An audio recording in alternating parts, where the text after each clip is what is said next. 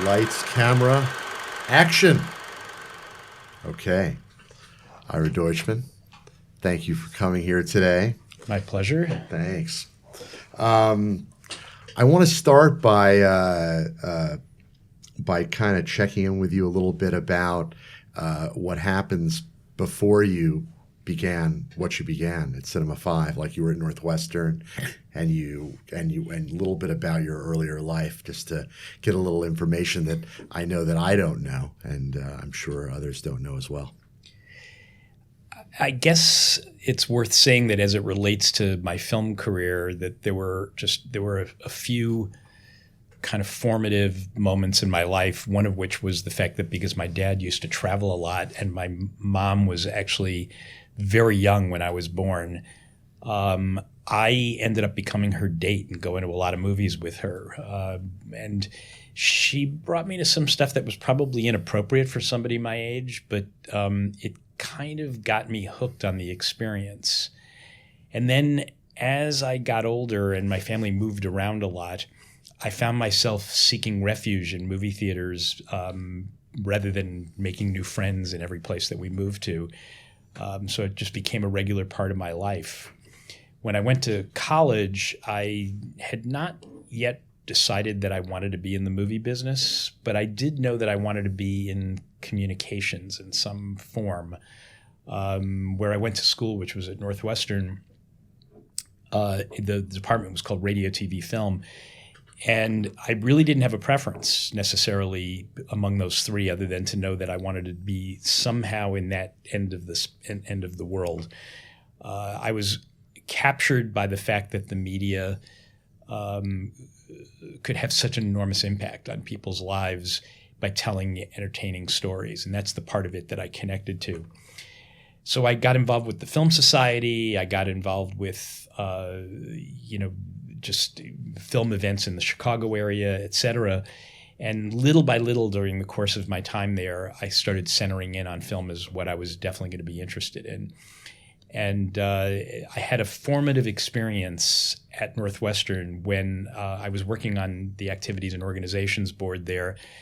And we ended up booking a screening of John Cassavetes' A Woman Under the Influence. And Cassavetes, I didn't really know all this background at the time, but Cassavetes had come up with this plan to try to spread word of mouth on that film by having screenings on college campuses all over the country prior to when the film actually opened in theaters. So we booked an auditorium, which had to have been a 600-seat auditorium. Cassavetes was going to be at the screening along with Peter Falk and Jenna Rollins. Wow! And I produced this event for them, not realizing that it was going to be considered to be the Midwest premiere of the film, and it was my first real-world experience with dealing with real people in the movie business, dealing with having to try to quote-unquote eventize a screening of a film, which is something that I ended up spending the rest of my career doing, essentially. And we sold out. And I remember getting up on stage in front of these 600 people and introducing John Cassavetes, moderating a Q&A with him afterwards. Outrageous. And I was just a kid, So what year was that?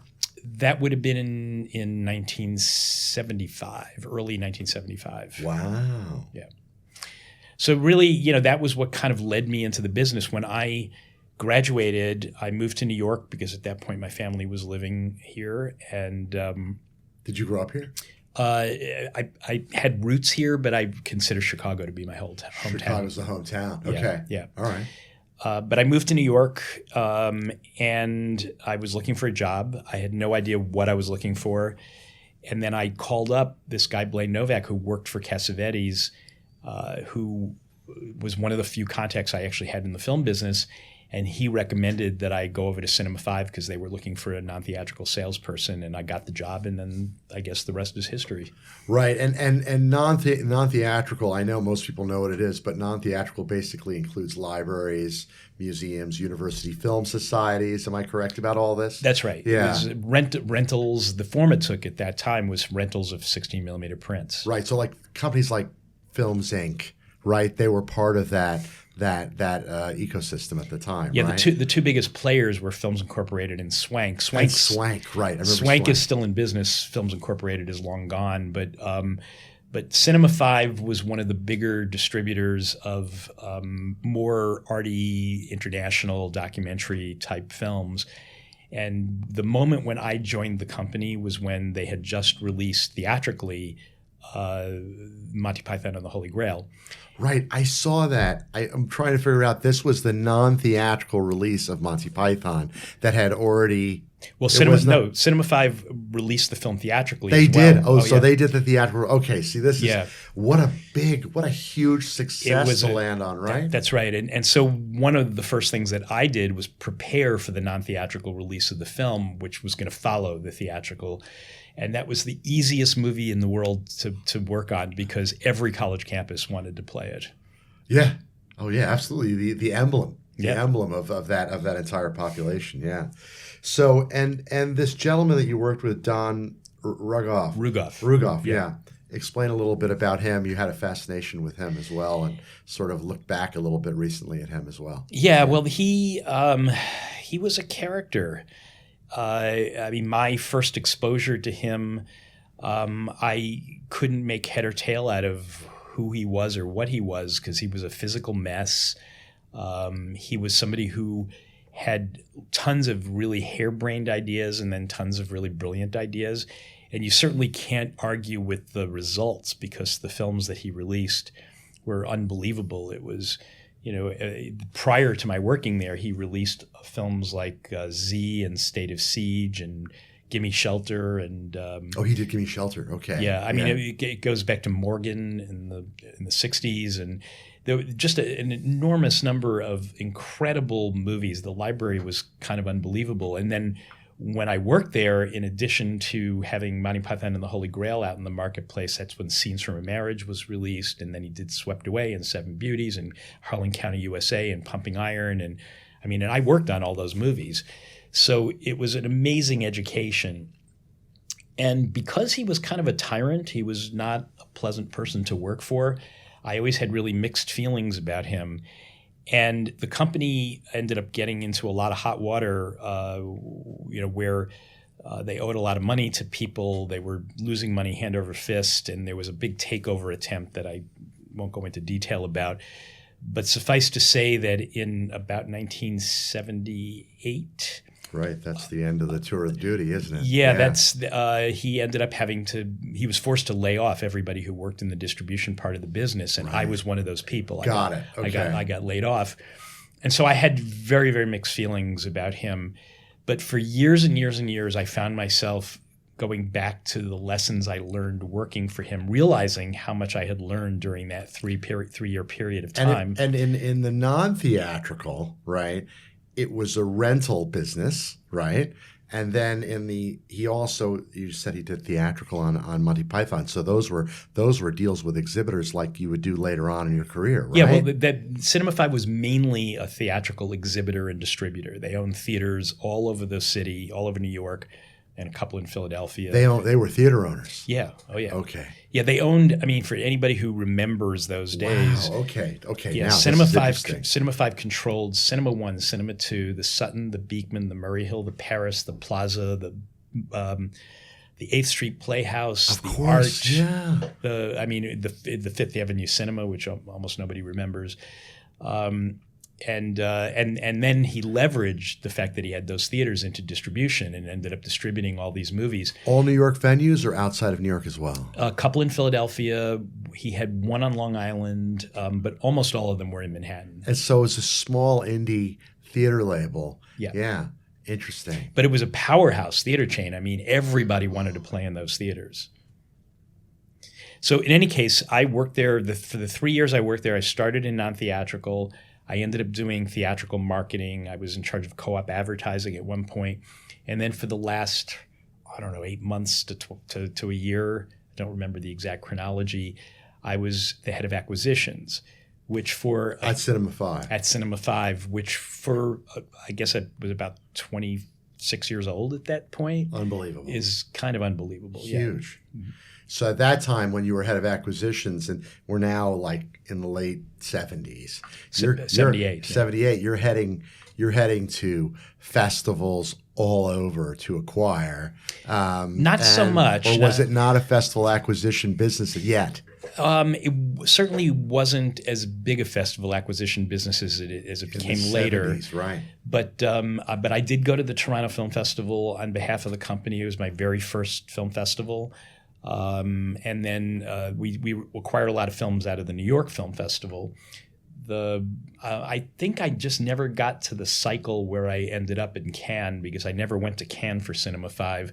But that could have been just an accident of the calendar because of when he was forced to lay everybody off. Right, leading into the May month, yeah. So take me into United Artists. I mean, you were there with Tom Bernard, Michael Barker, Donna Gigliotti. What was the convergence of you? Because you're all like powerhouses in distribution, all in one spot, and you play different roles, right?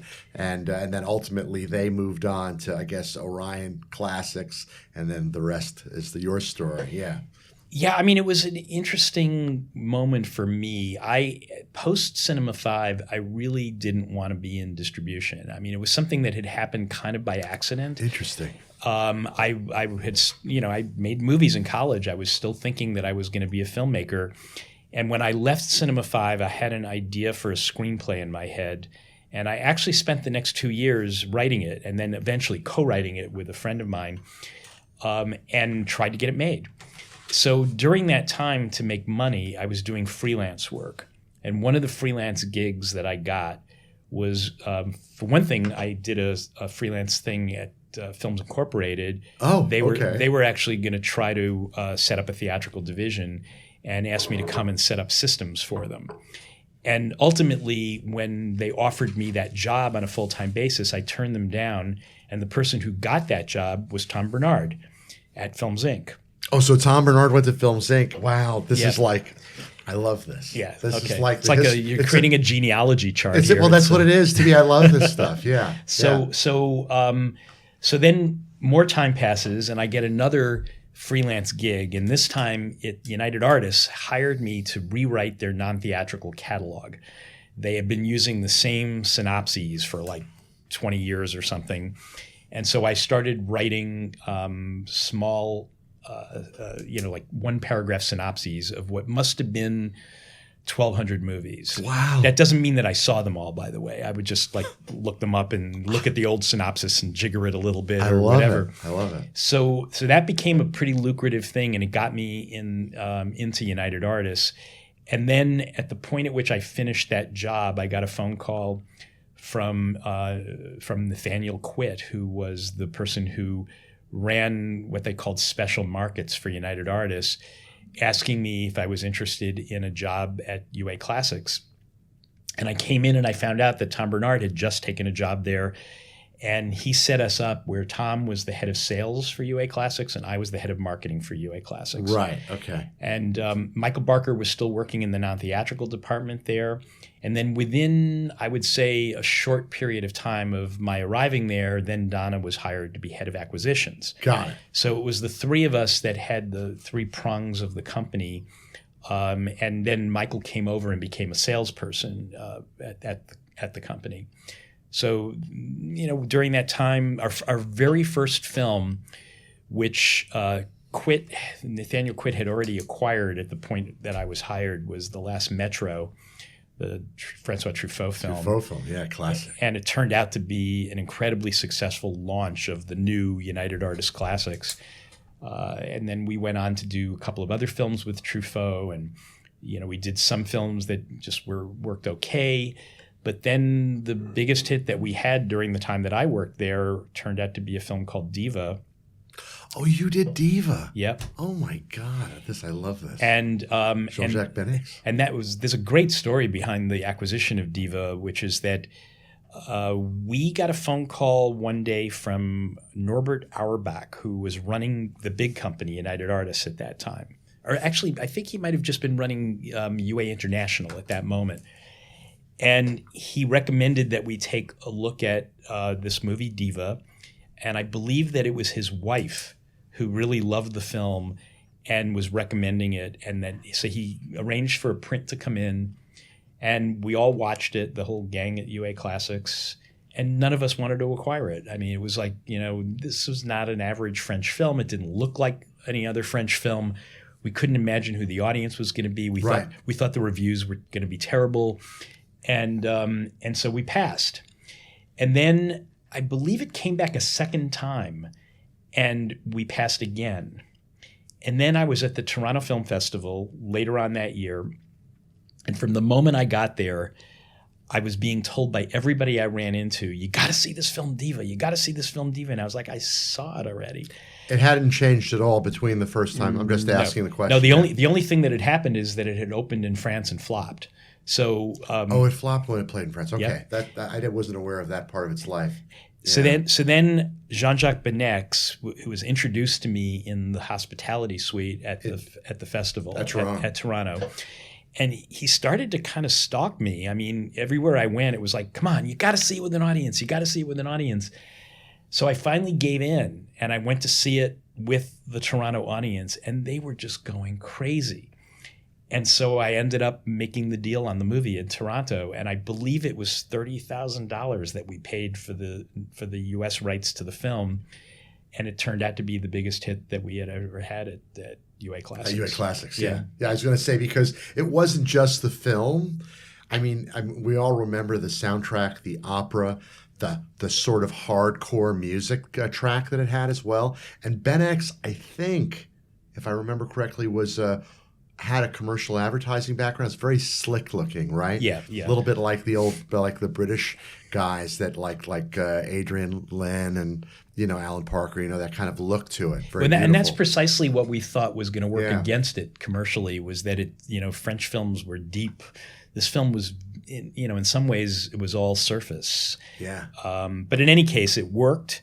Jean-Jacques, by the way, came to New York to promote it, which, for him, he was a wide-eyed young person at the time also, and we kind of hit it off. And the boy on the mobilette with stealing the recording on a reel-to-reel recorder and capturing. I mean, all the pieces were so elegant, Yeah. No, the movie, I mean, I still sometimes, and I feel this way about a lot of movies that I've worked on, I marvel at the way that people remember it in such fond terms, considering the fact that it was such a struggle to even recognize that there was something interesting there and then to get it to an audience.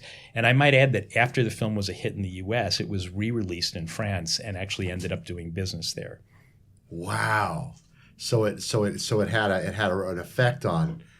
What's your theory on why that might have happened? Because it had a great effect in the U.S. and they were like, well, maybe we need to look at this again, or it just was marketed better, or what do you think? You know what? I don't know. Yeah. I have no idea what they did differently. I do think there was an impact. I mean, maybe it just gave them the confidence to go after the movie in a different kind of way, seeing that it was successful in the U.S. Wonderful. Yeah, interesting. And then along comes Cinecom, and you're the founder with John Ives and Amir Malin. Tell me about how this story of you guys coming together to form this. John, I know a little bit as a lawyer, actually, I guess, right? Amir's a lawyer also, and Amir is a lawyer as well. Yeah. And then you guys all came together. I was the non-lawyer. You were the only non-attorney. you were the guy that knew how to actually do this stuff. Yeah. Well, I was the only one who had experience. Yeah. That's true. They were both film fans that wanted to be in the business. Had access to financing. And Amir had not done Artisan yet. This is all at the very beginning, right? Yeah, Amir had never done anything. Yeah, hadn't done anything yet. Yeah. But that all happened because a mutual friend, I shouldn't say that. That's actually not really accurate. A friend of mine who worked at the Israeli and still works at the Israeli Trade Commission introduced me to Amir, who at the time was involved with the Israeli Film Festival in New York. And Amir and John, who I'd never met either, took me out for drinks and started pumping me for information. I was still working at UA Classics at the time. And I didn't honestly take them very seriously at first. I was just, okay, you want to ask me. I mean, it was almost like a conversation like this where they were just asking me a whole bunch of questions. And to the extent that I felt like I could help them out, I was just trying to be helpful just because of this friend of mine. And then after maybe 2 or 3 or 4 meetings like that, they came to me and said, look, we've got a business plan. We've got financing. We want to start a distribution company. Would you be interested in being part of this with us? And at that point, I was still not taking them seriously. I mean, I was like, well, if you really do acquire a film and, if you actually get something off the ground, then let's talk. Because I wasn't going to leave a good paying job for some, dream with 2 novices. I mean, that wasn't something I was really interested in. So I kind of put up some hurdles for them to pass through. And then one day I got a phone call from them saying, we've acquired this movie and we're ready to roll and we want you to be part of it. And I said, okay, well, let's talk about what the deal would look like. And we started negotiating. And they said, but there's one hitch, which is that we told them when we acquired the movie that it was subject to the fact that we had a really important person who was going to join our team who knows how to market these kinds of movies. And they want to have a meeting with you before they can seal the deal. And so I was put into a very, very awkward situation where they were asking me to meet with these people while I was still employed at UA Classics. And wow. So I have to say that I believe they kind of exaggerated the situation, the way it developed. And so I ended up taking a day off from work, having this meeting with these 2 lawyers who were representing the movie.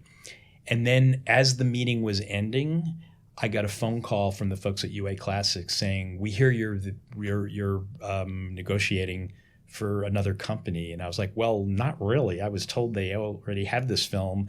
And by the way, assuming that this company turns out to be real, I was going to give my notice and tell you guys what was going on. Anyway, it got severed like this. I mean, just that was it. And so UA Classics. Yeah. Okay, so yeah. So they didn't take any time to figure out what was actually going on. Yeah. Yeah, I mean, they just found superficially, out about it was a huge mistake on my part. I mean, superficially, it looked like I was negotiating on behalf of another company while I was still employed there. And I went in the next day to the office. I said goodbye. And then the next week, I was employed at Cinecom. I mean, it's as the co-founder. Yeah. Wow. So the money was put together on that by John and Amir. I think it was mostly Amir. Because they approached you. Yeah. I think it was mostly Amir. The people who put up that initial financing were people who I think he grew up with on Long Island. Okay. But the 3 of us started building this company, and it worked out pretty well. I mean, 1982. right? What a moment! Also, what you had in front of you. Yeah. It's funny because on the one hand, great stretch. We were very lucky. I shouldn't say on the one hand. I think we were very lucky.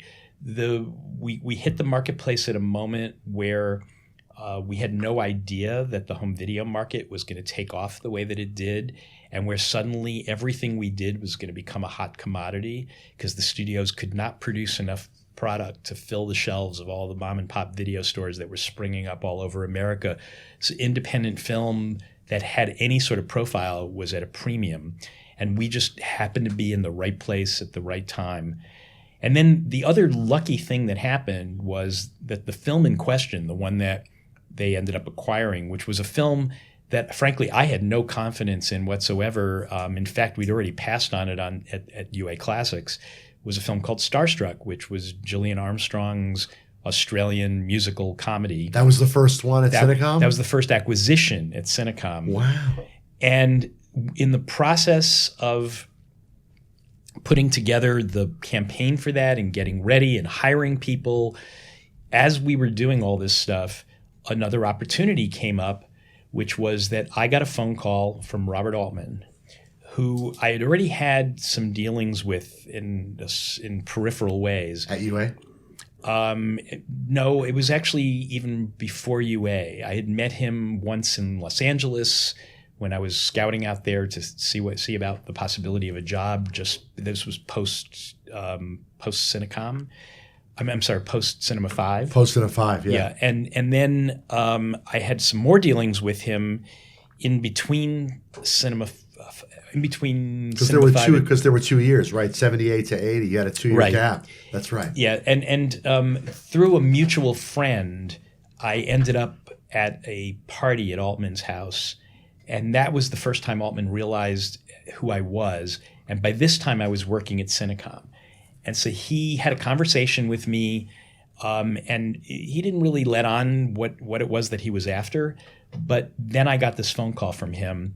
He had made a film that was ostensibly made for Showtime. It was for television, but that he always thought was going to be a theatrical film and wanted to know if I'd be interested in doing something with it theatrically. And the movie was Come Back to the Five and Dime, Jimmy Dean. Classic. So I ended up bringing that back to the folks at Cinecom.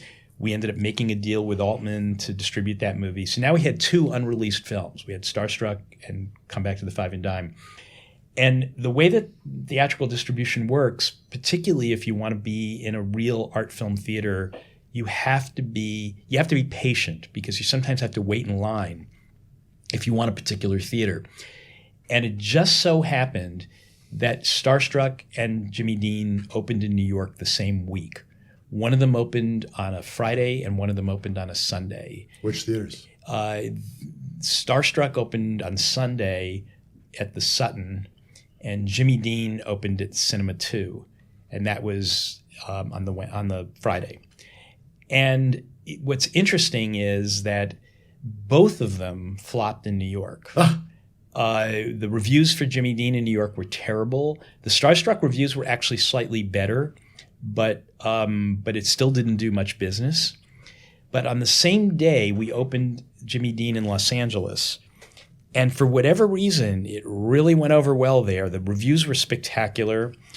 And it turned out that the film was a hit in LA. And it was enough to give us confidence that the film might catch on, which slowly it started to do in New York as well. So Starstruck kind of faded. It never really had much impact. Whereas Jimmy Dean turned out to be a hit for us. It made, my recollection, it was something in the neighborhood of $2.5 million box office, which at that time for a really small independent film was really good. And that's what made the company. If we had released Starstruck without having Jimmy Dean right then and there, who knows what would have happened with the company. So it was a lot of luck. A lot of luck, yeah. And then now Cinecom is launched. And at that time, you've got a whole roster ahead of you. Brother from Another Planet, Stop Making Sense. I mean, these were like such important films. Swimming to Cambodia, but really important independent films. The distribution strategy was, you mentioned launching New York, LA on films number 1 and 2. You were also very much a strategist for the national pattern of finding the demographics and placement of these films to go everywhere. On those early films, did you go nationwide, or did you only go through a platform of a small amount of sophisticated cities? How did you work that and how did you expand that? Yeah, I mean, we used what you would call the classic platform strategy, which is that opening nationally for a smaller film made no sense at all. Absolutely not. Because that required a level of advertising support that frankly would not have been sane given our expectations of box office. So the goal was to be as efficient as possible. And New York, more than LA, New York is, because it's the media capital, because the reviews are more meaningful than anywhere else, New York was the launching pad for these kinds of films, with the hope that you would create enough momentum that you would quickly follow up in other major cities. And then if those cities were beginning to go well, you could start broadening out to smaller cities. If it turned out that the film didn't do all that well, you would eventually get to all those cities anyway, but you would do it slowly. You would, not spend a whole lot of money. After all, 35 millimeter prints were expensive and shipping them was expensive. So you would just take the small number of prints that you had and you would bicycle them around, and eventually you'd play it off. Right. You'd never make a truckload of release prints for an independent film. Right, unless the film really takes off. So the film that really made Cinecom was A Room with a View, which was a movie that it sort of came out of left field. The Merchant Ivory folks had been making movies for a long time already, and while their films had done okay, they'd never had a breakthrough. And if anything, there were a lot of people who weren't crazy about their movies. You know, they were so. In any case, we pre-bought. It was the very first film we pre-bought, A Room with a View. We bought the U.S. rights. It was not a lot of money. I believe that it was somewhere around $1 million for the North American rights, which, you know, is, if I had to guess, maybe a third of the budget or something like that. And then it turned out that the movie, through some combination of it being a really enjoyable, wonderful movie, getting much better reviews than most of the Merchant Ivory films had gotten up till that date, and I will say incredibly clever marketing, which I think we did. But that combination ended up with an enormous success. I mean, far beyond our expectations. Multiple Oscar nominations, a couple of wins, and the movie ended up making over $20 million at the box office. And it sort of set an example in independent film for the studios and for the birthing of other independents, right? I mean, other competitors in the marketplace, right? Yeah, I mean, it set a new bar in terms of what was possible at that time, right? Particularly for an arty movie like that. And it was done incredibly efficiently from in terms of how much the marketing campaign cost, which meant that it was enormously profitable for everybody. So it was a big deal, and that really put Cinecom on the map. Right. That's huge. Yeah. And then from there, like during those years in the way that you strategized and what you did, because we're going to move all the way into your current life. But back then, your work involved a tremendous amount of understanding, like you said, you start in New York and LA, but also understanding how this stuff reaches people before home video. And everything was a long lag between what was released theatrically and home video back then. What was the lag back then? It was like a year or 6 months? There was actually no official rule. Yeah, there was no official rule because nobody pressed it. You know what I mean? It was like the video for the studio movies, which had already entered the land of big wide releases, they might have known what their video dates were going to be at the point at which they were releasing it theatrically. But there was enough flexibility there that if it turned out to be Star Wars and it stayed in the marketplace for a year, that they could keep postponing the date as long as they wanted to. There was no set rule for it. And in the case of movies like the ones that we were handling at Cinecom, we counted on the fact that the film was going to be in the marketplace for a long time.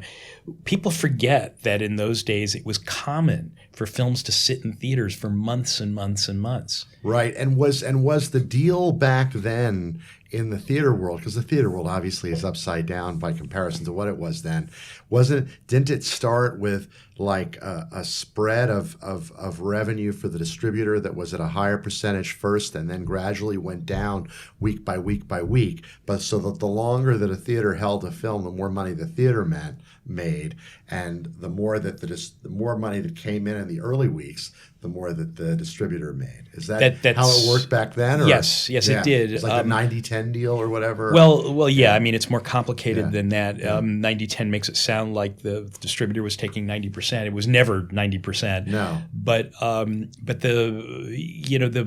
fact that the deal was structured that way actually made some of the movies that we were handling more valuable, because our films sometimes would build over time in terms of grosses. Room with a View is a case like that, or later Hoop Dreams, which was something I handled at Fine Line.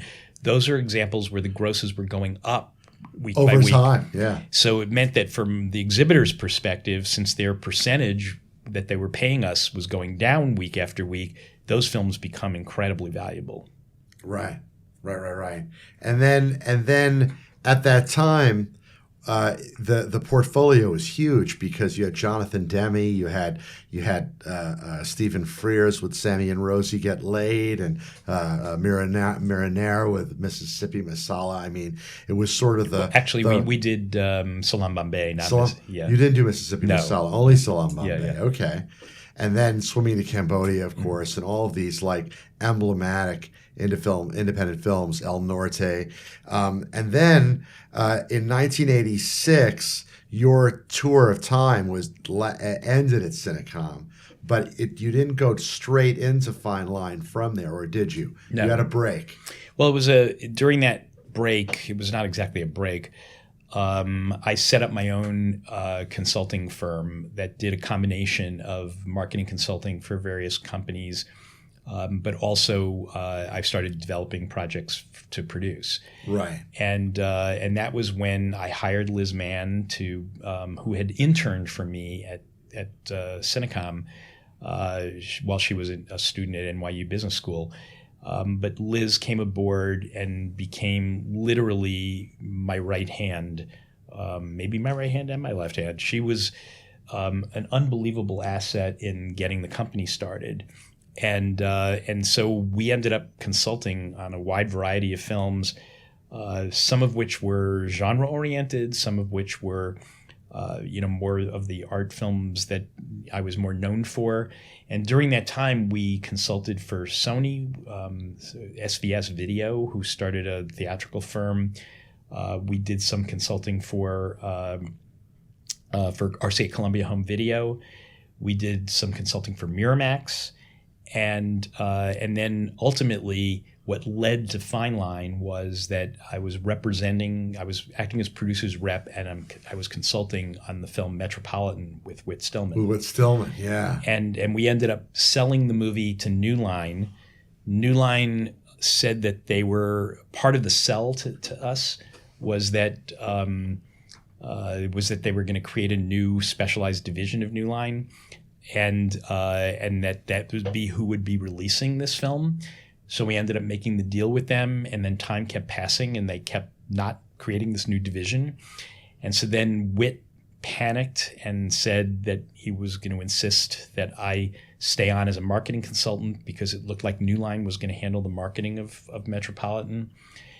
And so in effect, with Whit and I as a team were hammering the folks at New Line to do what we thought they should do to release that movie. And there was still no new division of New Line.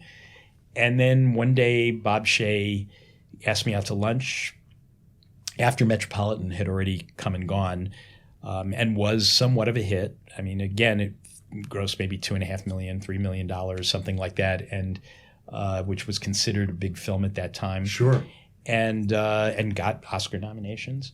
And then he asked me out to lunch, and he said, I know that we've broached this with you several times before, but, would you be interested in running this new division for us? And I said, no.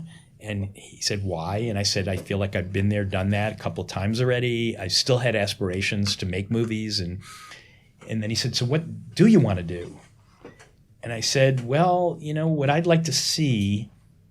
And I described this company that was going to be a little bit like what Orion had been, and Orion at the time was going out of business. They were in bankruptcy and about to be sold to MGM. And I said, there are these American filmmakers like Jonathan Demme and Milos Forman and Woody Allen who are not going to have a home anymore because Orion's going out of business. And what I think would be interesting is to try to get into that niche, sort of the classics division model. Well, in a way, but kind of more ambitious. To be taking the marketing lessons that I had learned on smaller movies and try to put them to the benefit of these people who were more mid-career rather than new filmmakers or whatever. And so, much to my surprise, Bob said, "Okay, let's do it." And that's how Fine Line was born.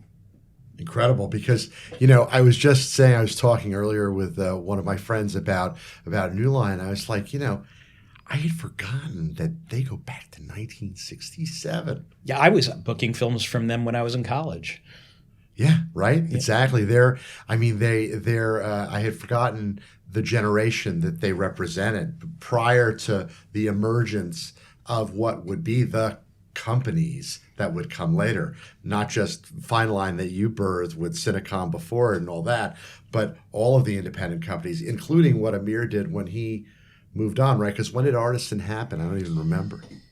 Would have been quite a bit later. It probably overlapped with my Fine Line era, but toward the end of my Fine Line era, I think, because he was still at Cinecom for a while after I left. Cinecom didn't go out of business for another like 3 or 4 years. Right, and you always had Deutchman and Company through the middle of these gigs. I see there are breaks, so yeah, you were always doing your thing. Right. When I first was doing that consulting between Cinecom and Fine Line, that's when Deutchman Company was formed. That was the company where I hired Liz, and I've kept it operational all these years through all my many other incarnations, and I come back to it when I need it. So. Right. You go back to returning to production and to development and also consulting for distribution. Correct. In general, right? Yeah. So in a sense, sort of similar to some of the ideas behind the people that have done consulting for service deals, like what Bob Burney did when he was not inside of a group. When he had Inwood Films and all of that, right? It was the idea of launching a film without it as the service for the producers. So you would do that in the same way that still goes on today, and you continue to do that today, right? Yeah, I mean, it still remains my consulting company, and it's also my production company, and it's the home of any IP that I'm developing, and that's. And even in the case where I've owned pieces of companies since then, it's Deutchman Company that's always been the partner in those operations. Right. So the idea for you was always that one piece in being involved creatively behind individual films, being involved in the engine behind distribution for an entity, but also in the service sense, working for either a distribution company or an entity that needed your skills to market and sell and place. Yeah, I mean, for me, the thing that remains exciting is the opportunity to say, this is interesting. I'd like to explore this. And you don't have quite as much flexibility to do that under a corporate umbrella as you do when you're on your own. And in a couple of cases, like when Fine Line was formed and I had that idea about, a particular niche that I thought that it could occupy, or later on, as we'll get to, when I got into business with Barry and Giovanni. Of course. It was the same instinct, which is, this is interesting. I'd really like to be a part of this. But at a certain point, when it becomes institutionalized and where it becomes about sustaining the entity as opposed to doing what I find interesting, I lose interest. So I don't think I'm ever going to make those kinds of mistakes again. I've been offered a lot of things in terms of, would you like to run this? Would you like to be in charge of that? And my answer is, I don't want to run anything. It's because it's sort of, I would imagine that in the post-theatrical streaming era, you're sort of the emblematic of the history of where things came from and where they're going, right? In a sense, right? Yeah, I mean, I just always am looking for new things, new opportunities, new challenges, and just things that interest me. And that the luxury of being in a position to do that is not lost on me. I'm very lucky that I'm in a position to be able to be, to just chase whatever I want to chase. Exactly, and not necessarily be within a structure to do it at any given time, right? Because tell me more. I mean, I know, I've followed your life for a long time, because in a weird way, one of the backstories for me, I think I mentioned to you, was that I worked in 1984. My first job out of college was working at the Somerville Theater as a projectionist under Garrin Daly, and I remember playing Stop Making Sense like over and over and over again, and seeing Cinecom come up, and it was like they were like the emblem, for independent film, and then that's one of the I have to just interrupt you and say that Stop Making Sense remains one of the most fun movies I've ever worked on. Right? And I mean, not just sitting through the movie 1,000 times, which, by the way, I still do every summer in Traverse City, Michigan. They have Seriously? Great. They have an outdoor screening on Lake Michigan in Traverse City every summer at the very beginning of the Traverse City Film Festival. Wow. And I've been there the last 2 years. It's just so much fun. But aside from... Because it was the live show film, right? There was Stop Making Sense, and then there was the one-man show with Sweeney Cambodia. Yep. And then there was the one with... we did one with Laurie Anderson. That's the one. Yeah. Did you distribute that as well? Yeah. Okay, great. So you do Stop Making Sense as an annual ritual. Yeah, I mean, they do it, but I show up. You show up. Yeah. That's fantastic. Yeah. I love it. But anyway, what I was going to say is that it was fun sitting through the movie like 1,000 times, but the marketing of that film was enormous fun. There was so much creativity in terms of what we were able to do because nobody had really made a success of a concert movie since Woodstock. And it was just the idea that we could get out and get that film to the MTV generation. MTV was new at that time. And work with all of these radio stations. And it was so much fun to work on. 1984, 85, am I right? It's about right, yeah. Right? Yeah. Because that's when I recall seeing it come up on screen. This is really this is the early moment in that movement, right? You're reaching, people who were coming out of college at that time, and teenagers. Yeah. Well, MTV helped us tremendously to cross that film over to a younger audience. We had the art crowd to begin with because the reviews were so amazing, but MTV helped us to get a younger demographic in the door. Awesome. Yeah. So now we flip to Redeemable, which is your producing entity, right? Well, it was a partner. It started out, it was my company, and it was just a DBA of Deutchman Company because Deutchman Company sounds awful in terms of being a production company. Right. My wife was the one who convinced me to use that as my corporate name because she said, if somebody wants to look you up, they won't know all these cute names that you come up with. Put your name on it. And I was like, okay.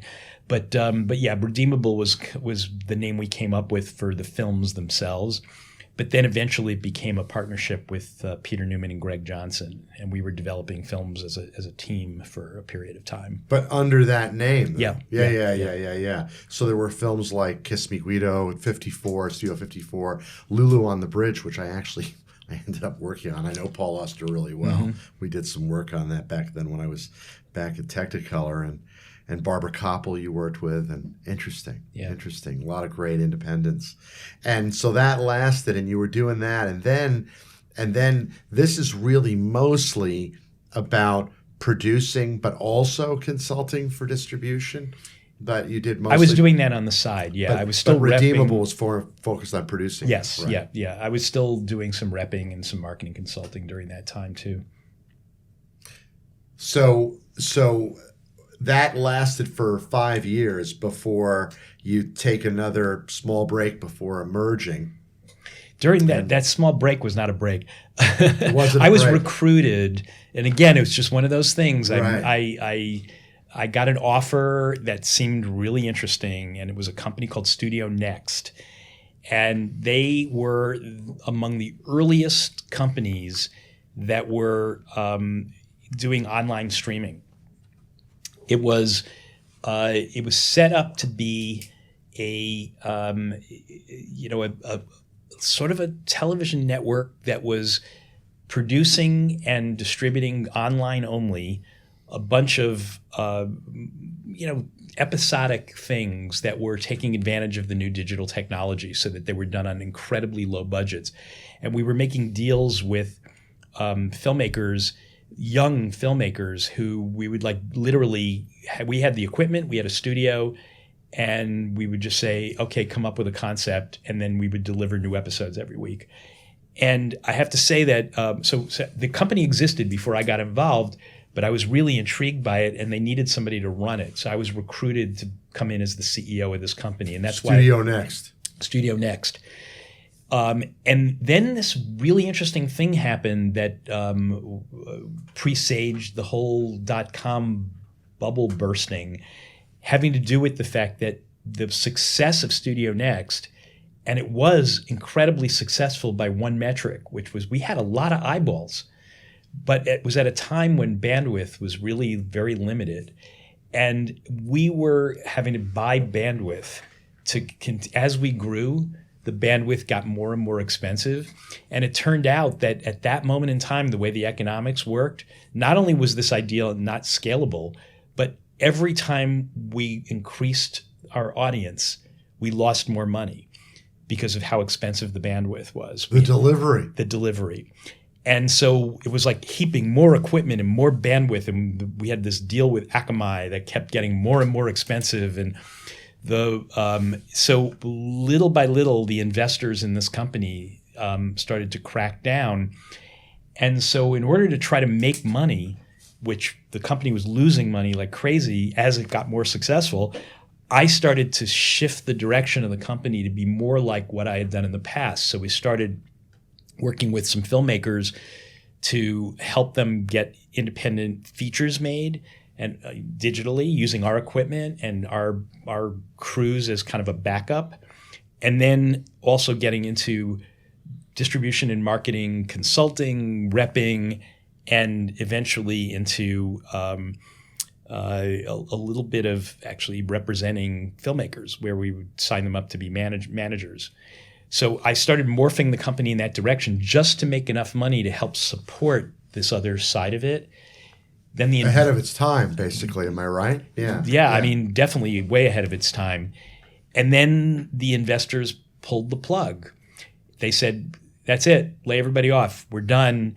They owed me a ton of money, which I didn't get paid.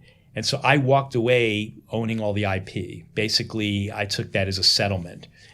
And at that moment, I ran into Barry Rebo at Sundance, where he and Giovanni were pitching this idea for a digital cinema network. And their idea was really incredible. It was, there's this new digital cinema thing happening. This technology is finally at a point where you could actually make the case that the presentation is theatrical quality. Our idea is to take these projectors, put them into alternative spaces, and create theatrical venues out of them. And I was like, it was one of those moments, light bulb up over my head going, these guys have a really good idea and I could be really helpful to them because I know about the theatrical film industry and they don't. I knew Barry, by the way, from way back to the Cinecom era. It's a whole long story. But, interesting, yeah. But in any case, he was Mr. Technology. Yeah, Mr. High Definition, Mr. HD. Yeah, I mean that was literally his sort of became his identity. Yeah, right. So in any case, I ended up talking to them about creating a partnership, and I ended up merging what was left of Studio Next into the entity that they had created, which was called Emerging Cinemas. And we created Emerging Pictures. That's how it happened. So it became a combination of a digital cinema network that we were going to have to try to raise money for and implement, but simultaneously continuing all of the activities that I had been working on at Studio Next, which included marketing and distribution, it included repping films, it included continuing to try to get films made, et cetera. So. Interesting. So I got sort of caught up in the idea that what you guys were doing was definitely like delivering to venues that you were set up to do, but were you also building a model to deliver to theatrical venues that were already set up? Or Emerging Pictures was a wide array of things, right? The original Describe how it worked. Yeah, the original concept was that it was going to be alternative spaces.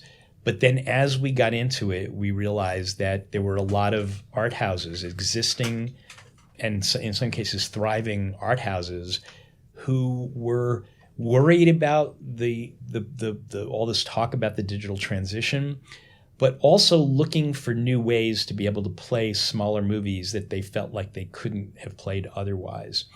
And we began to shift our pitch a little bit to encompass their business model as well. And it turned into what was essentially a delivery system. In some cases, we got involved with getting the projection into the theaters in some of the earlier theaters that we got involved with. But in other cases, they had their own digital cinema projectors already, or we would help them find a digital cinema projector that they could buy. And then what we really were selling was our server and our server technology, because what we were doing, which nobody else was doing, was delivering feature films by broadband. And it meant that we experimented with a lot of different codecs and a lot of different compression schemes, and until we... Was that a live delivery or... No, it was not. Store forward. Stored forward, okay, and then played back at the venue. So you pushed Correct. it there, and then it was played there. Right. So a film, Okay. so a theater would book films through us, because we were acting as an intermediary between independent distributors and independent venues. They would book it through us. We would clear it with the distributor, and then overnight we would deliver the file, so it was sitting on the server, and then they would be able to play it. And the distributors didn't need they didn't get into that business on their own. Is that what it was? Why they needed you, right? Is that because you were also there had to be some sort of technological standard that everybody could agree upon, and we became, for a brief moment in time, that standard. Okay. And what were you delivering at the time as the standard, just out of from a curiosity standpoint, for and is that still is emerging continuing to go on, or that emerging morphed into something new, right? Well, it was we sold the company about, it's close to 5 years ago, to a Canadian entity that had a different idea of what they were going to do with the technology, and ultimately they pulled the plug on it. It's out of business. But the idea at that time when you started, there were the majors, either then or maybe 5-6 years prior. There was a debate at that time about whether distribution was going to follow hard media, satellite, or internet. Yeah, right? I think it's easier to talk. I think it's easier to talk about it in terms of the fact that during this whole period, we knew that the major studios and SMPTE and the Academy and all these other entities were having tons and tons of experiments and meetings, et cetera, to set a digital cinema standard, which had not been set yet. Correct. So we were doing this before the DCI standard had been created. Right. And the files that we were using were VC1, which was a Microsoft technology, and they were encrypted so that not to the extent that the studios would have been happy, but encrypted enough that it was not going to get pirated. You had a yeah. Right. And there was no analog hole on the box anyway, so there was no way to get it out. But in any case, and they were 1080p files, which if you put that on a really good digital cinema projector, even with very large screen sizes, the average audience cannot tell the difference. Right, between that and what is today the JPEG 2000 right. and all the other right. DCI standards. Yeah, interesting. So then... And at its height, you should know that we had over 300 theaters that were on our system, representing a good chunk of the art film business, and just about every art film distributor was doing business with us, delivering films to these theaters. And that included Sony Classics, it included Magnolia, it included Think Film, and we were working with just about everybody. But going all over, including independent, and specifically including independent cinema venues that were existing cinema venues. That's correct. So with places like, I'm just going to throw some ideas out there, places like the Brattle and old theaters in Boston and Seattle and all over the country were using these? Yeah, we had theaters. We were never in the Brattle, but we were in the... name another independent theater. Coolidge Corner? We were in the Coolidge. Yeah, the Coolidge is a classic theater in Boston, right? We were in the Coolidge. Good marketplace. Yeah. We in every major market at one point or another, we had a venue. Right. But now, you've spent all of these years overlapping since '87 at Columbia University as a professor, talking to young filmmakers about the span of time, right? So and you are and have inhabited that entire span of time. What is your feeling now about where we're at in the theatrical business and having changed so much, and the idea of the long-term vision for what takes place with the back and forth with the streaming world, which has taken a front seat? How do you see the future? Because I always get into discussions with people about theatrical business, both domestically and globally. And theatrical business is dead. I'm like, well, no, not really. It's dead for like the fourth time. For the fourth time, exactly. Yeah. I mean, it's that's the thing, and that's what gives me confidence that it's going to survive. Is that theatrical has been declared dead many times already. Right, of course. You know, the advent of radio, the advent of television, the advent of home video, the advent of the DVD. I mean, every time there's been a new technology, it just takes time for a new equilibrium to create itself. And I think we're just in one of those in-between periods. And I think it's sorting itself out to some extent already. You do see already that there's a little bit of a comeback in terms of theatrical, and I'm talking mostly about on the independent level. Yeah. But if I were the studios, I would be thinking about trying to figure out a completely different business model for theatrical, because I think that the road that they're on right now is simply not sustainable. But on the independent side of the spectrum, I think that the audience is solid. I think there's the opportunity to grow it. I think that there's clues already about the things that work. And one of the things that I think has to be rethought on a fundamental level is whether theatrical should go to a subscription model. There is no doubt that there was a box office bump, a major box office bump last year because of MoviePass. Now, MoviePass had a really stupid, unsustainable business model that is the reason why they're not a force anymore and the reason why they're gone. But I think that some version of that is the reason why theatrical is going to survive. I believe to this day that the reason why theatrical continues to survive all of these threats over many, many years is because it's a completely different experience than watching a movie at home. It's not like these two things compete with each other. People like to do things out of their homes. And as overpriced as movies are, it's still one of the least expensive out-of-the-home activities that you can do. And when people go to the movies and have a good experience, all they want to do is do it again. They want more. And I think that last year when MoviePass gave the impression to millennials that there was this incredible bargain where you can go see that many movies without it costing incrementally more, I think a lot of millennials started going to the movies in a way that gave them a taste for it, that actually made them want more. And I think it's unfortunate that now a lot of that has disappeared for the moment. Somebody's going to step into that void. And AMC already is doing it in a way in which it is actually, I think, sustainable on a certain level. Well, what are they doing that's different? Well, first of all, it's priced higher. Theirs, I believe, is something like $19.99 a month rather than $9.99 a month. Okay, their subscription model. Subscription model. Okay. It's limited to AMC theaters instead of being all theaters. Okay. Which is not such a limit considering how many locations they have, right? If you have AMC theaters near you, and if your taste is more along the major studio rather than the independent road, you can probably see everything that gets released by the major studios by having an AMC pass, right? And then I think they limit you to 2 films a week, which is not that much of a limitation, frankly, assuming you have a life.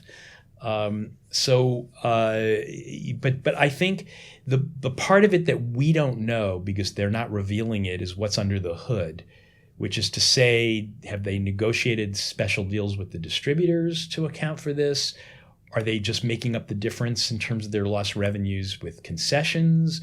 I know that the folks at Alamo Drafthouse are experimenting right now with a subscription model. Interesting. Okay. So I think that it's going to be interesting to see where it goes from here. But I do believe that subscriptions are the future of theatrical.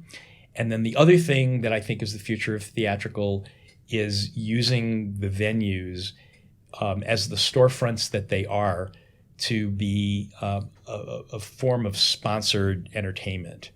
And I'm not talking about the stupid commercials that are at the front of that AMC and the other chains show. Cinema advertising. Yeah, I'm not talking about that. I'm talking about the fact that a company like Amazon might look at a theater chain as being both a branding opportunity, a local branding opportunity, a distribution center for for deliveries, and a showcase for products. There's a lot of independent theaters that sell DVDs and books and other paraphernalia. If you go to a major chain theater, they're not only selling popcorn, but they're selling, all kinds of souvenirs and whatever. And they've, tried to extend their product lines into things like game rooms and stuff like that. It's not a stretch to think that these places could be showcases for all kinds of technology, software, et cetera, et cetera. So I think those are the two keys to the future, and some combination of that and the urge of people to want to be with other people, right, real people. Right, because when I think about this, one of the things that I haven't seen in the move, but I'm curious how you see the evolution of this, is streaming, essentially, or those that own that world have developed a place for a portion of independent film that got briefly lost, right? In other words, like, when there was the independent budget zones in the higher numbers that went away. I'm not talking about 50 million, but 10, $20 million budgets or lower than that, where then all of a sudden, like, there was a disappearance of that old mid-level independent. So it went to ultra low budget and ultra high budget. Yeah. And streaming sort of brought back a commitment for feature filmmakers to cover a range depending upon the needs of the project. But that's exactly what happened in the 80s when VHS had its boom. I mean, it's almost like deja vu. It's a renewal. Yeah. Interesting. Yeah. I mean, and that's why I say, if you really look at what we call the streaming model, what we're really looking at is the same home video model that existed in the 70s. I mean, I'm sorry, in the 80s. Where you would join a mom and pop video store and you'd be a member of the club, and then you'd have these shelves and shelves and shelves of things that you could rent, and it's the same screwy thing. It was wait for it to come out on video, right? That was the old saying? Yeah, but the only difference is you don't have to get up off your ass to get access to it anymore. You don't have to go to a store. So, yes, subscription models have existed for a long time. They've existed on cable. They existed in video stores. But now it's the fact that the pipe is directed directly into your television set as opposed to having to get up off your couch, the fact that the quality of the presentation is much better than it used to be. They keep driving a technology model to deliver 4K UHD. Right. And they're tracking the manufacturing. So they're helping monitor manufacturers by letting the public know, if you want to look at this stuff, you have to look at it this way. But this is the greed that destroys business models. It's too bad, right? Look, with the reason for software to continue to get into higher resolutions is to sell new hardware. And they tried doing that when they went from VHS to DVD, which worked. They tried doing that when they went from DVD to Blu-ray, which didn't work. Exactly. It reaches a point where people go, you know what? I don't need anything better than this. So we'll see what happens. Right. No. But the standards become crazy, and it becomes. It changes the marketplace for making movies too. It changes so many things. But the feeling is, it's like, oh, don't worry, this is all being financed by the global streaming model. Mm-hmm. So, but I feel like Columbia TriStar Home Video financed Sex, Lies, and Videotape. Okay. Not unlike Netflix making, a Spike Lee movie or something like that. I didn't think about that. Yeah. They financed that movie.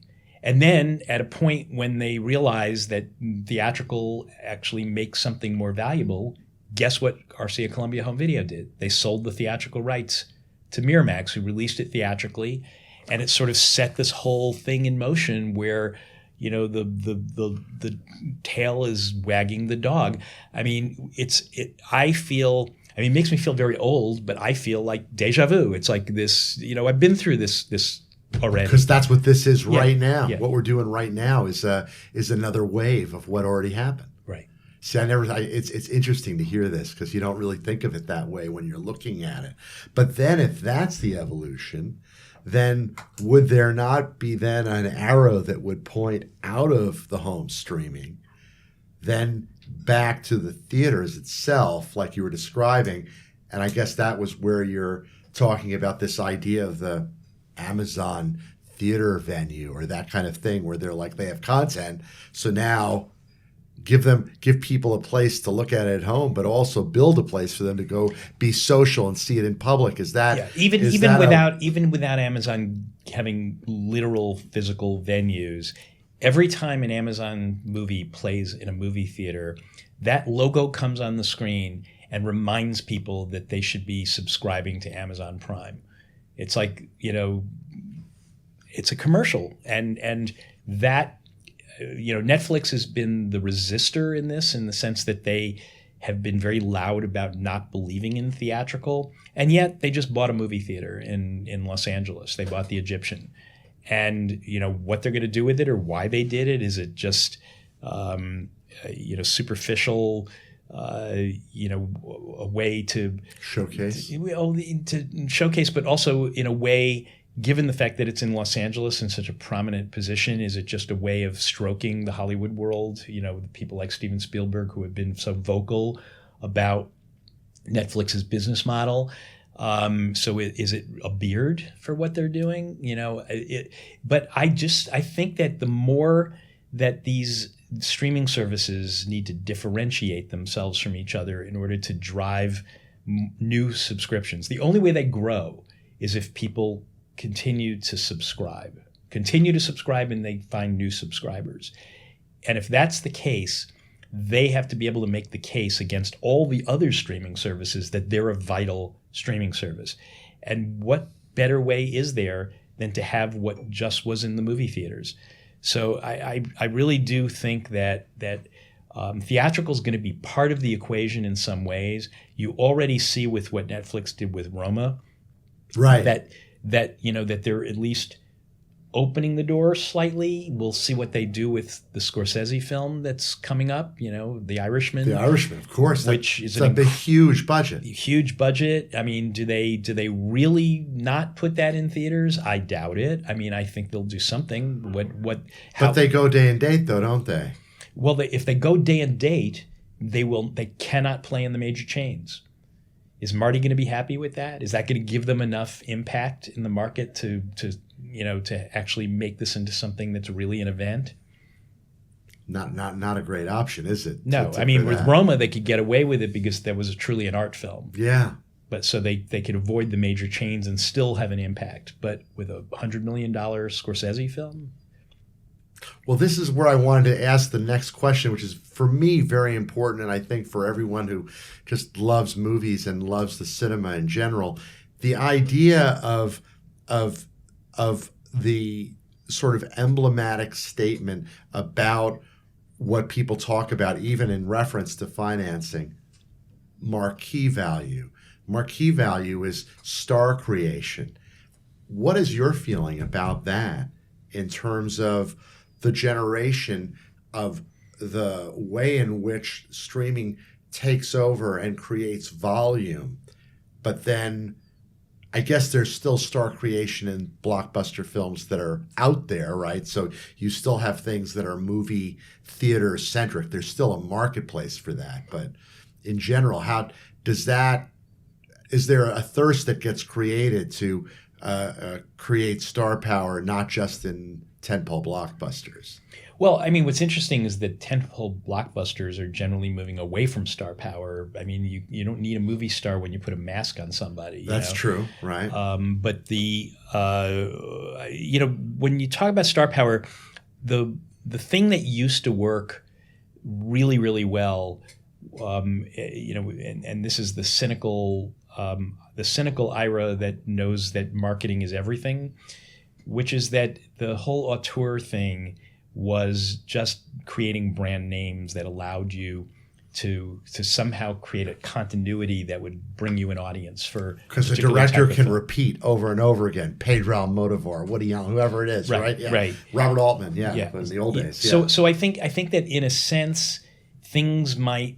I think the healthy thing that's happening now that used to be a problem in the U.S., and less so in the rest of the world, but that used to be a problem in the U.S., is that we don't have a stigma about television anymore. And people go back and forth between movies and television constantly.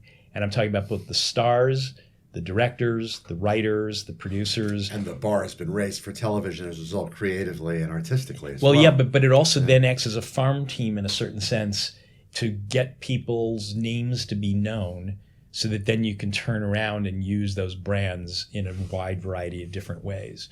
There are tons of people who are well known because they're in some streaming television series who are probably dying to make a movie that would go onto the film festival circuit or to be Oscar worthy or whatever.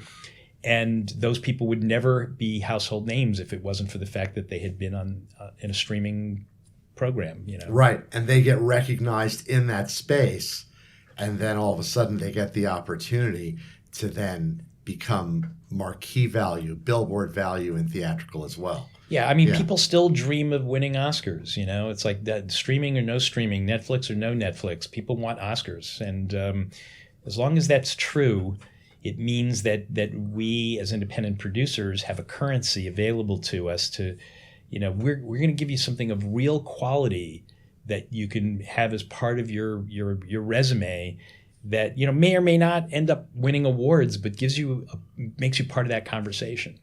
And in that light of that, because we talk about the English language market, right? It's like so important. But now one of the things that streaming is doing is opening the world to taking the brand of Netflix or Amazon, perhaps, especially Netflix, and making local language content for those markets and infusing capital into those markets in a way that the old theatrical business did not do for the local market. Is that correct? How do you feel about that? It's sort of correct, but here we go again in terms of like everything old being new again, which is that in the 50s and 60s, the major studios made major investments in foreign language films because they were growing their international business. United Artists put, like the catalog that I talked about earlier that I rewrote had a bunch of Fellini films, Truffaut films, Godard films. I mean, you name it. And I mean, Italian, French, German. Why? Swedish. Why? Because the United Artists had a powerhouse international distribution business, and they knew that they needed to create indigenous product in order to continue to grow that business. It's exactly the same thing that Netflix is doing. Right, because the studios did have regional hubs, right? Like there was, I remember I used to work with the Brazilian director, Bruno Barreto, a lot. And I remember that in Brazil or in South American territories, there were studio presence just for that marketplace. But you didn't really think about it. But you knew that it was there. And there was a political purpose then, which is the same political purpose now, which is that in most countries, they don't want the American industry to have too large a market share. They want to preserve their indigenous film industry, and they don't want to be dominated by Americans. So what do you do in a situation like that if you want to grow? What you do is invest in the local film industry to placate everybody, and that's what United Artists was doing in the old days, and it's what Netflix is doing now. They're doing it right now. It's just starting, right? In a sense. Yep. Yeah. It's fascinating. Yeah. I mean, for me, it's like, I like the way you connect the wave of what took place in home video to today with the model. But what I'm still wondering about is that in Europe, concurrent with all of this, because you get engaged fairly significantly with things outside of the U.S. How do you see the way in which each of the territories in Europe handles the exhibition business? Because one of the things we haven't talked about, we've talked about production, we've talked about distribution, but I know you go once a year to Art House Convention, and they try to talk about the health of exhibitors. How do you see the differences in exhibition and the passion for exhibition being a surviving business in both domestic and international marketplaces? And how do you what's your feeling about that today? Well, I mean, based on the conversations that happen at the Art House Convergence every year, which is an event held in right before Sundance in Utah, where there were over 800 delegates this year of people representing art houses all over the country, and some international that joined in as well. They are really upbeat. I mean, they complain a lot because, I mean, it's not an easy business. But what they're upbeat about is the fact that, as long as you're mission driven as opposed to totally profit driven, which most of these are not-for-profit organizations, they love the fact that they're branching out audience-wise to younger audiences. There's a wider array of films that are available to them. On a certain level, when something like Roma happens, where they in effect get exclusivity for those films because the chains won't play them, that's a boon for them. Right. They're incredibly open-minded about trying to understand where the business is heading and making adjustments for it.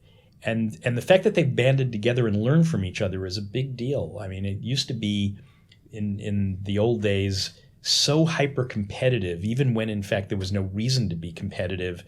And now I think that there's a sense of everybody wanting to create a larger something out of this need, because all these people are just mad about movies. They just love the movies and want to do everything they can to make it happen. The difference is that they have to do it entrepreneurially in this country. Turning toward not-for-profit contributions, grants, memberships, all sorts of revenue streams that are not necessarily entirely dependent on admissions. In the rest on box office. On box office, right? Correct. Exactly. Yeah. Whereas in the rest of the world, there's actual government support and lots of things put into place to help support those industries. Like in when you walk around in the left bank in Paris, or if you're like in certain cities, there's like a slew of independent cinemas that are still alive. So those in urban centers in Europe, they're being supported by the government. Yeah, in France, well, I mean, supported indirectly. It's not like they necessarily have direct subsidies for those theaters, but they're supported because, and France is probably the best example of Amazing. it. But they have laws in terms of how many non-French films can be shown in theaters at any given time. So there's a quota system. There's a support system for indigenous filmmaking that comes from the broadcast outlets, and the quotas that go along with that.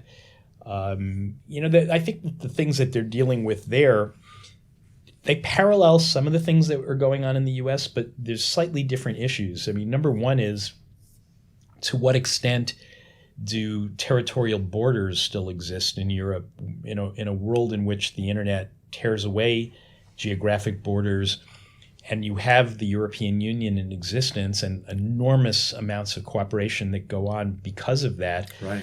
The question is, these quotas are still going to, be France-centric, or are they going to start thinking in terms of just a total Euro model?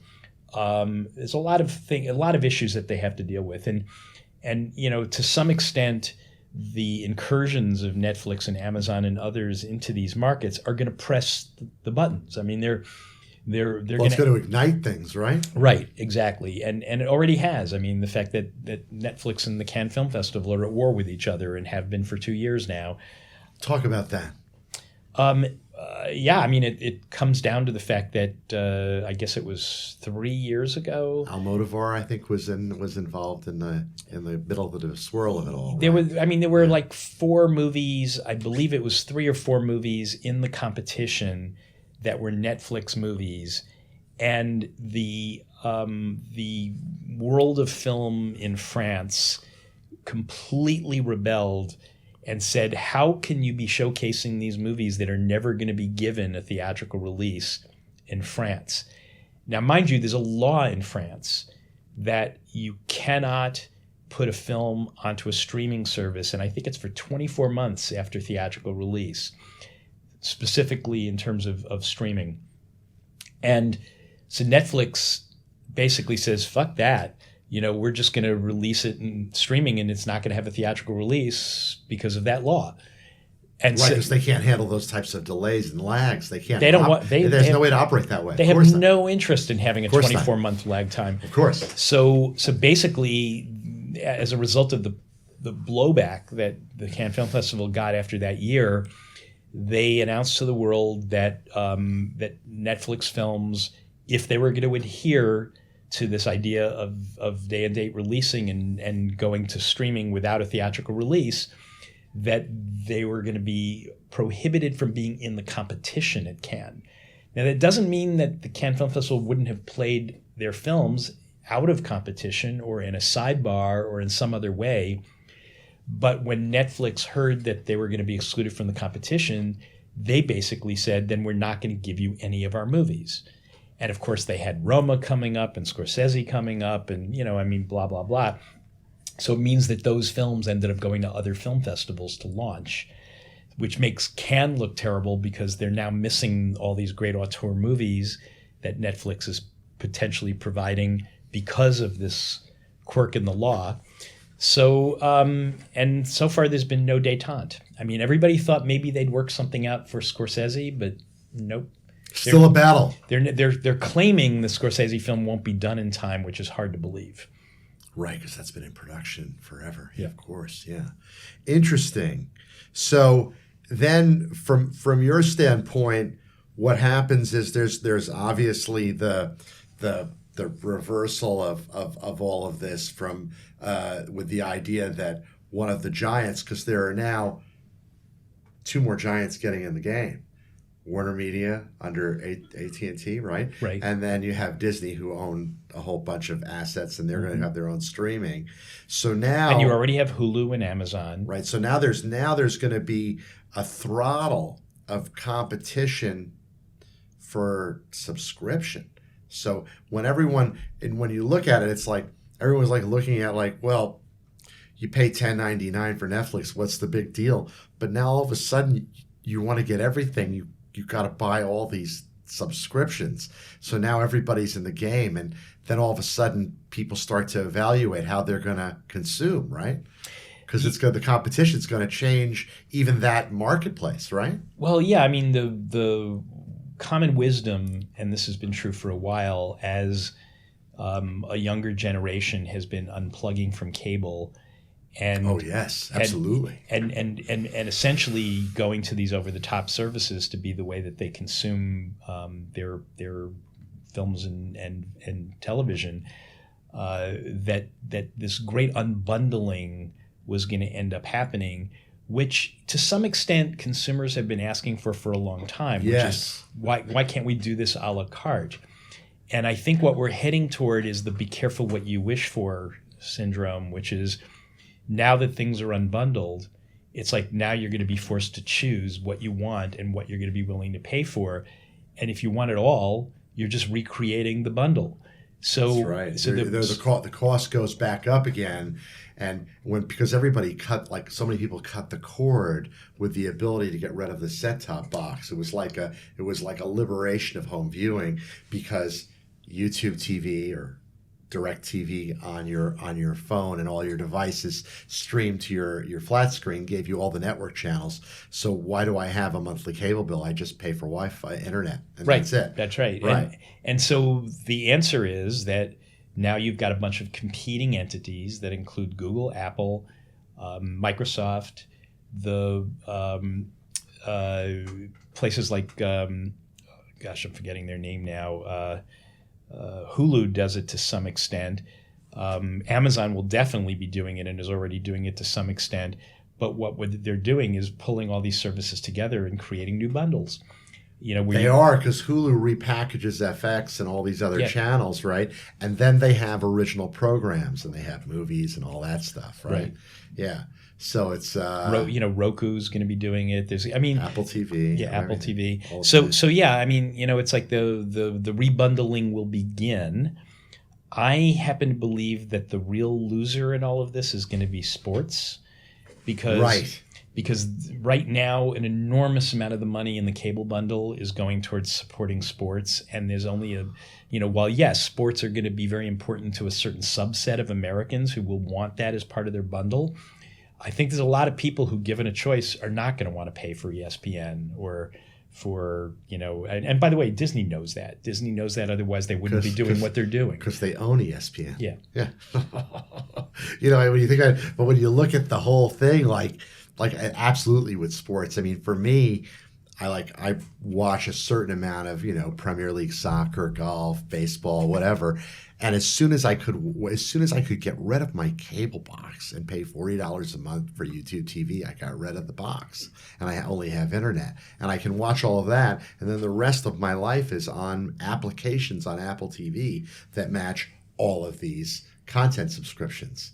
So it's like, but now so cable is terrorized by this because they were selling content that people didn't ask to buy. Thousands of channels, and you only watched 10 or whatever. But see, what's ironic about it is that you're still going to need the cable company or some equivalent company to give you your bandwidth. That's right. And so the thing is that they'll probably start charging more for that aspect of things as people unplug.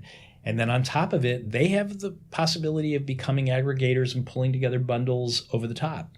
So, and who knows they could fall into the game. They could get into that game.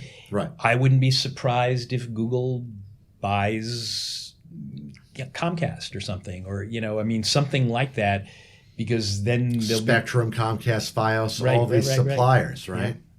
Yeah. Right. So that because they're not listed in the candidates for content creation yet for content delivery, but God only knows this could all conglomerate as well, is what you're thinking. Yeah, or why couldn't some of the cable, just like I said, Amazon could buy theaters, they could also buy, a multiple system operator. Right.